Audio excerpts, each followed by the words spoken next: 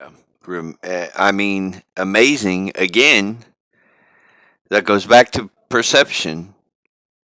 It's truly amazing how Dr. Wayne Dyer wrote in one of his books, when you change the way you look at something, whatever it is you're looking at changes. This is seen in the writings of the New Testament, in the Jewish writings. Uh, Here's the scene. Jesus walks in, he sees his disciples and they're talking, and he says to them, "Hey, I want to ask you a question.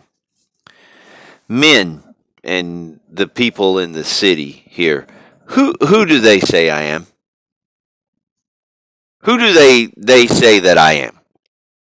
And so the disciples start answering, and they say, "Well, some say you're John the Baptist.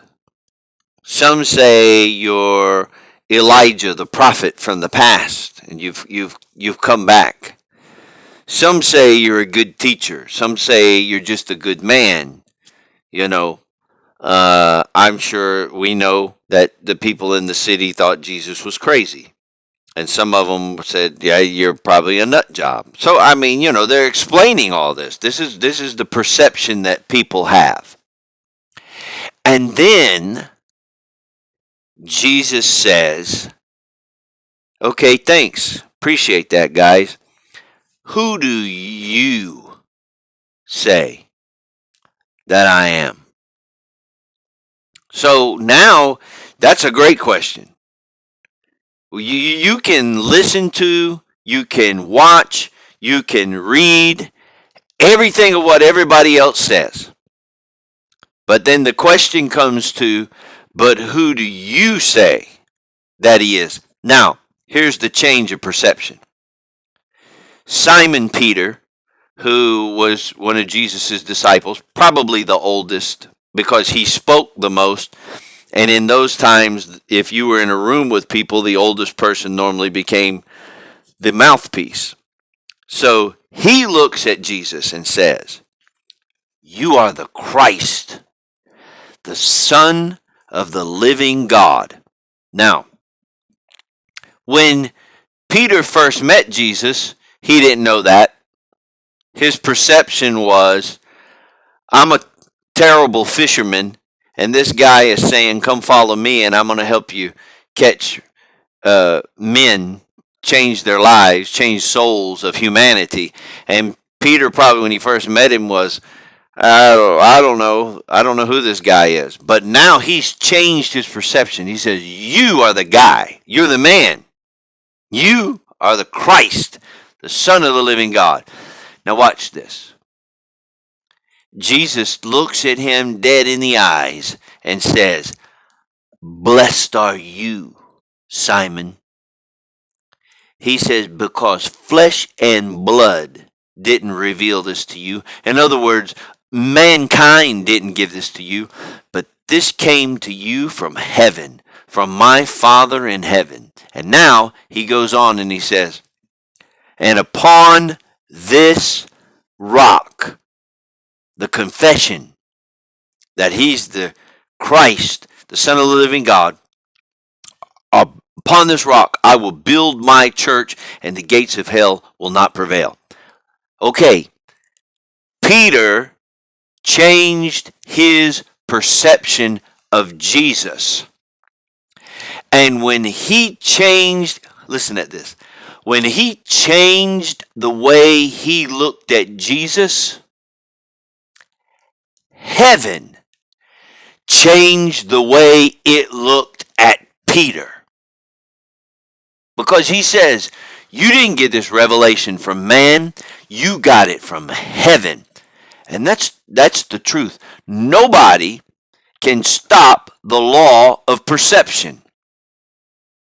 If you see Jesus and faith and things of faith as nothing, you say, "I don't believe in that. I don't believe in that."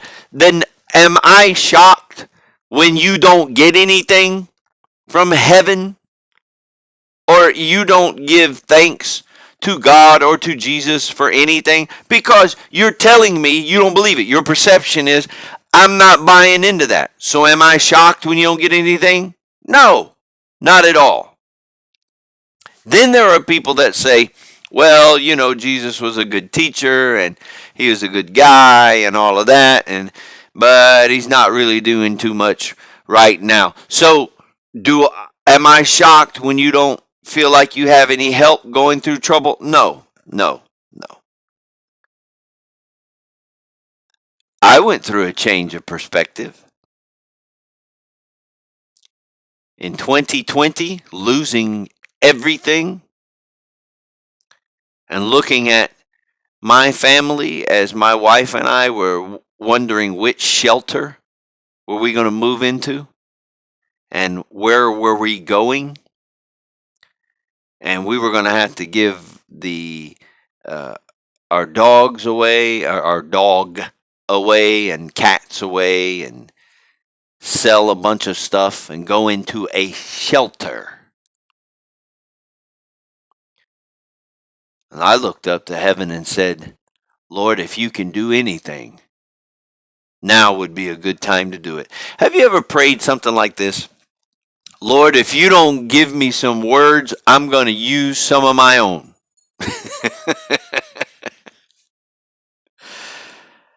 And when I changed my perspective on him, he and heaven changed their perspective on me. Again, I'm not asking you to run out into the streets and buy a Bible and go to church and go to Sunday school and never miss a Sunday and all that goes with that. All I'm saying is, what would happen? Maybe heaven and the universe sees you in one perspective because you haven't changed your perspective. All I'm saying is, if you change the way you look at the one in control of the universe, the universal control might change for you.